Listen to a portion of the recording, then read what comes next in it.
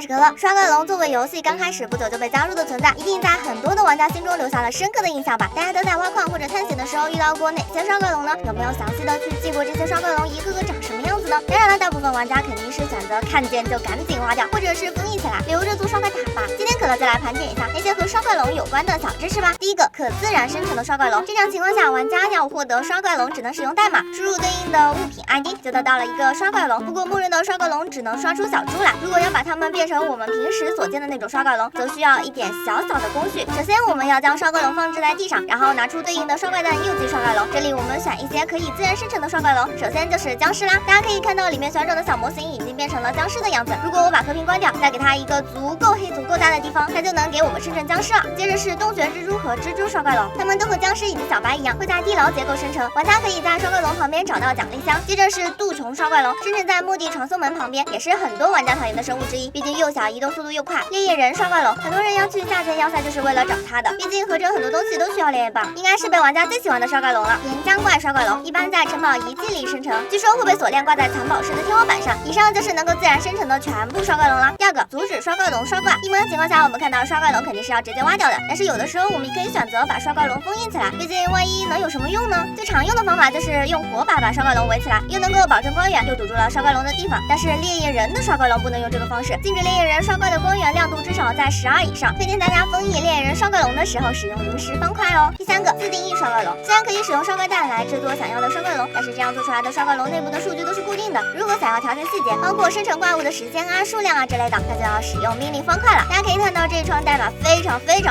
的长，长到可乐都懒得解释了，我们直接看一下效果吧。具体细节大家可以在 MC 的 Wiki 百科上查到哦。这就是我们用代码做出来的刷怪龙，可以生成远古守卫者，大家如果有兴趣的话也可以去试试哦。第四个，刷怪龙曾经可以挖走。在 Java 版 Beta 1.9 5版本之前，我们都是可以用精准采集的稿子挖走刷怪龙的。在该版本更新之后，精准采集不再对刷怪龙有效了，就是我们今天熟悉的这种样子。不过在一些模组中，我们依旧可以将刷怪龙挖走，例如在通用的机械模组中，我们可以使用纸箱将刷怪龙套住，然后用稿子挖掉，这样刷怪龙就进入了我们的背包，且内部数据不会有任何变化。我们可以找一个喜欢的地方，再将其放出来，用以制作刷怪塔等等建筑。好了，那么本期的视频就到这里结束了，大家还知道有哪些和刷怪龙有关的故事吗？欢迎在评论区下方留言，喜欢点关注，可乐请你喝可乐呀。